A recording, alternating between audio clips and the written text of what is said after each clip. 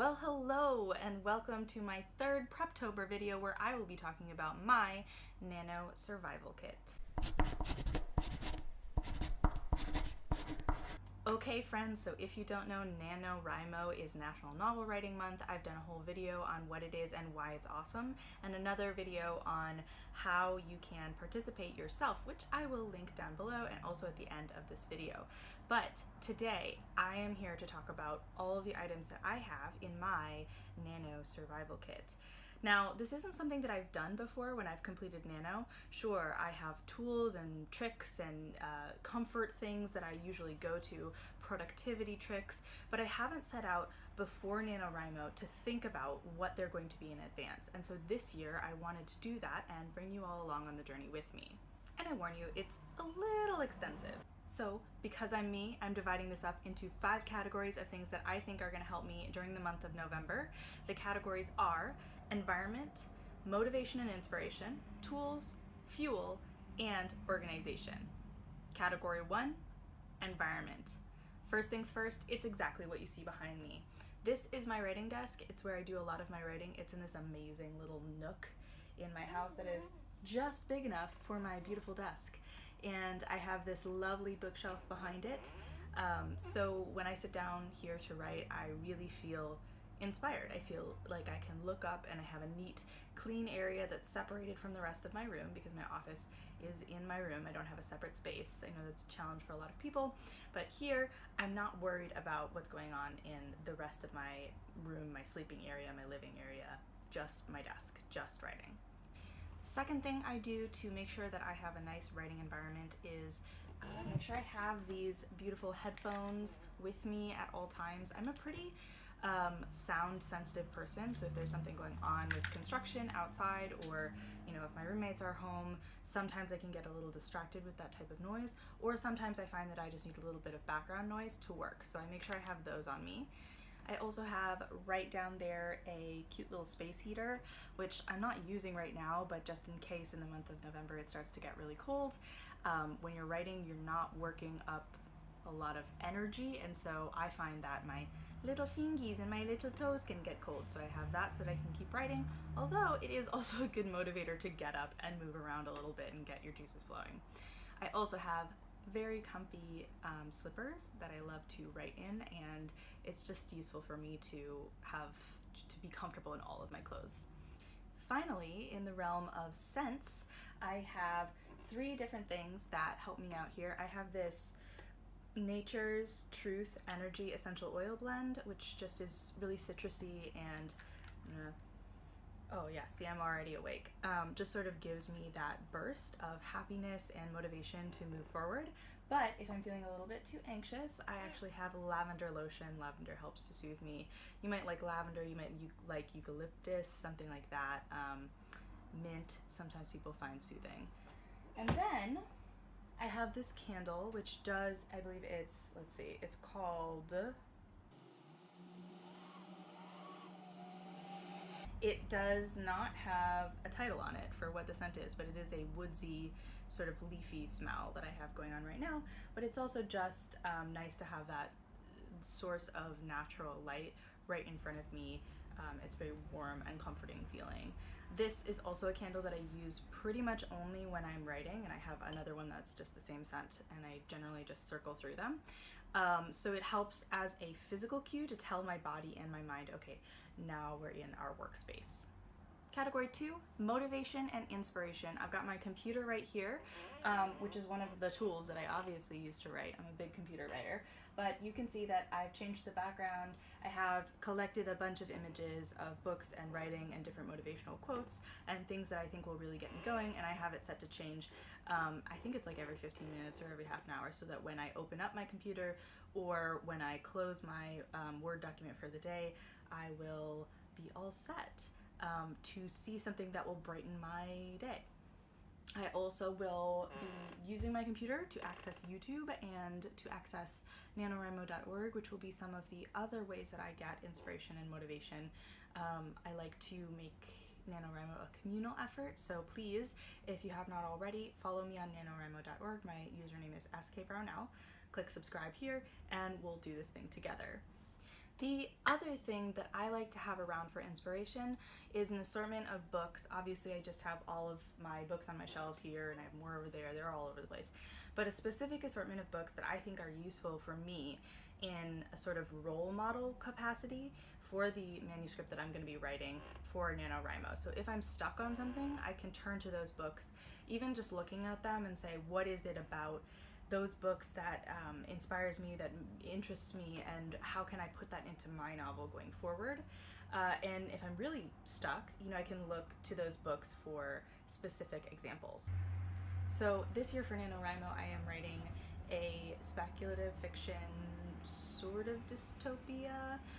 And so I do have 5 books that I've chosen that I think will be useful to me in the process. This is The Stone Gods by Jeanette Winterson, which is a sci-fi book, but it's also very experimental in the way that it's sort of formatted, and it sort of jumps back and forth in time to different stories, and you can see there's a lot of italicized words and pieces that interject into the story and interrupt them, which is another idea that I'm working with. I have My Brilliant Friend by Elena Ferrante. It was 99 cents. Yeah, I'm a bargain hunter, so what? Sue me. So my novel is speculative fiction. Obviously, this is not speculative fiction if you've read it, but I really love the tone and the narrative voice of this piece. And there's one character in particular, the book is told from 2 different perspectives, but there's one character in particular who I think I would like to ground the voice in something like this novel. So I've got that there. Second example of that character's voice is The Handmaid's Tale. This, I think, it's a dystopian novel. I'm sure you know this by now. It's a very popular television show and everything. But it's also pretty stagnant and confined throughout, and that's really how I want one of my characters to feel in particular. The Girl with All the Gifts, on the other hand, is more of an action-packed piece. So this is my example for the other narrator, who is more of an active person. She's an extrovert, and she is moving forward on her hero's journey. And finally, we have Between the World and Me by Ta-Nehisi Coates. Again, this is a question of voice and also of perspective, because one of my characters is a journalist, and so I'm modeling his voice on Ta-Nehisi Coates. And last but not least, for motivation and inspiration, I have this little tin here, which is full of these little pieces of paper with writing prompts on them. I inherited this from one of my best friends who's also a writer, so some of them are hers and some of them I've put together, and it has things like, write something inspired by a recent dream you had. So how could I take that and put it into the mind of my character and move forward from there? So next we have tools. And like I said, I am a big computer writer, so I've got my computer right here, and I do write using the Scrivener program. If you have Scrivener, you might notice that my program is a little bit different from yours because it's very old, because I bought it back in the day when I won my very first NaNoWriMo, and they gave me one of those 50% off coupon codes. So my reward for myself for this NaNoWriMo is actually to get to buy the new version or update the new version if I win. So I better win, right? Because I want all those features. But my favorite part of Scrivener, aside from how incredibly organized you can be, and you can see I love color coding, is the project target tracker here, so I can see my targets for my overall word count and also my session targets for the word count. This I have set weekly right now, but during Nano I'll have it set daily. Other things that I find useful are a timer, because I do like to do writing sprints, but I normally just use either an internet-based timer or the timer on my phone. And I also have, you can see my pencil pouch and this giant bin of pens and pencils, which really I culled down to just these because I have way too many. There's another bucket over there. And my notebook, of course. So I don't do a ton of notebook-based writing, but I have sort of been interested in using it more, and this is not a very on-the-go notebook. You can see that it's pretty large, but I've run out of the small notebooks that are thin and that are like the perfect size, and so I need to go get more of those. If I'm on the run, I'll normally make notes in my phone, or I will write things down in the notebook that I use as a planner/bullet journal, because there's only so many things you can carry around in your bag at one time. But I do want to make more use of this notebook at home, because sometimes, my eyes are just really tired of staring at a screen or something like that. And also, when I write in this notebook, I can write in beautiful colors. Next up is fuel, or you can think of this as self-care, because you may notice that in my fuel section I have nail polish. I'm really thinking of this as the ways that I take care of myself during NaNoWriMo, so I'll get to this nail polish in a second. You just wait. Obviously, it's important to have lots of snacks on hand, and healthy snacks, because you don't want to get too bogged down. There's going to be some chocolate involved too, but I've got cashews, Thai, lime, and chili cashews here, and other kinds of nuts. And then I also have things like oranges and hand fruit. If you have some good ideas for fast and relatively cheap and healthy snacks, put them in the comments. I want them. And yes, of course, I will probably be relying on coffee a lot. I rely on coffee a lot in my life anyway. It's delicious. So I am sure to have a huge assortment of K-cups. I know K-cups are bad for the environment. I don't normally use them, but right now the only coffee machine we have is the Keurig, and so here we are.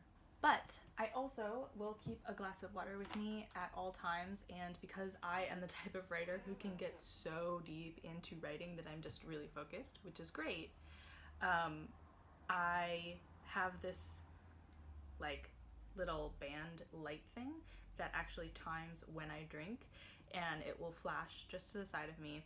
It's not very obtrusive at all, and it tells me when I just need to hydrate. And so then without worrying about it, I can just take a drink, and then it clocks it, and then I go on writing, and I don't have to remove myself from flow.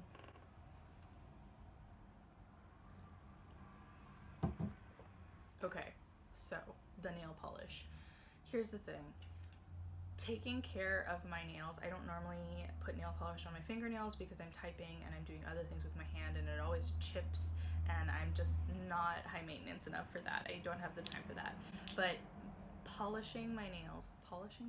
painting my nails is something that I have done as a self-care technique for a while now, like since college or before, not really sure. There's something about it that just makes me feel fresh and clean and taken care of. And also, I think there's an element of focus. You know, it's meditative. I think it's kind of the same way that people use those coloring books, adult coloring books, whatever. This works for me. Okay, so last category here. We've got my notebook. Again, it's back because I don't just use it for writing. I also use it for planning things like this, where I'm matching up some timelines from my various protagonists to make sure that the pacing is amping up at the same rate for all of them. And you can also see that I use some of this amazing, very shiny washi tape, which I have right here. Well, these are the 3 colors that I'm using right now, but you can see I have a lot more options to choose from. And of course, being me, I have color-coded them. So that is to help me organize things and make it pretty and help, again, I guess it's kind of motivation too. It lifts my spirits. The next thing we've got is note cards. I have all of these note cards in different piles and sections that are clipped together in different ways that have been filled out with different information. Oh my god. Okay, but that's just because I have some note cards that are for characters and have descriptions on them, and then my plot note cards I've separated into different sections. This section, for example, is Sophia's, so it's color-coded in purple. I have another section that is for my other character. It's color-coded in green. I have another section, I dropped one, that is both of them together when they're at the beginning of the novel together before they're separated and they have to go on their own journeys. So I've got all of that going on, and I'm using these cards to help me create that timeline that I just showed you in my notebook as sort of an overview of what's going to happen, but these are the more detailed pieces of information. If I need some inspiration, I'm gonna go back here. If I need to figure out what's happening next, I'm gonna go back here. And last but not least, we have the ever important word tracker. Mine is right up there, right next to my writing desk, where I can see it and update it every day. It's just an 8.5 by 11 sheet of, not paper, but like cardstock that I have written on. I didn't need it to be too fancy. I just want it to be something that's functional. I forgot, but I do have my word count tracker from a few years ago back there. It got coffee spilled on it. But again, that's the thing where I do want it to be, you know, legible. I want it to be somewhat pretty and inviting, but it doesn't need to be over the top because it's really a functional thing. So what I normally do is, you know, I'll highlight like the start of each week and any major goals that I'm hitting, like 10,000 words, 20,000 words, etc. But other than that, I don't need it to be a big deal. You'll also see that on my word tracker, it has some weeks before and after NaNoWriMo. That's because I've been doing weekly goals for a few months now, and I'll be doing weekly goals for a few weeks after NaNoWriMo is over to hopefully push through the end of my novel. A lot, I know. I normally just track my weekly goals on the whiteboard that I have right up here, just because it's easy and then I can erase them when I'm done. It's not something that I need to continue to keep track of as long as I know that I'm hitting them every week. But since I am doing this NaNoWriMo thing, I thought I would make something a little bit more formal just for the fall. So I have weeks, then daily goals for Nano, and then weekly goals again after. Side note, I decided to throw together a little printable NaNoWriMo tracker sheet. So there are options down below that you can download if you like. So there is one option that is for a traditional NaNoWriMo. So if you just want to pursue NaNoWriMo, whether it is a new novel or a revision or a continuation of a novel, and your goal is going to be 50,000 words and you want to write 1,667 words per day, then you can download the traditional copy or download the flexible copy if you want to be able to put in your own word goals. That includes both over the course of November and per day. Take your pick and enjoy. And that is it. That is my NaNoWriMo survival kit.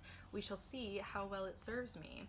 What's in your NaNoWriMo survival kit? Comment down below. Is it the same? Is it different? Do you have some tips for me? Is there something that I am absolutely not going to survive this Nano without? Because you owe it to me to tell me. Please. Okay friends, I hope you enjoyed this video. I certainly enjoyed making it for you. If you did, please give it a thumbs up right down below. And please be sure to click that subscribe button just so that you can stay up to date on all of my new videos as I vlog my way through NaNoWriMo so that we can be writing buds. Happy writing. To my third video, third?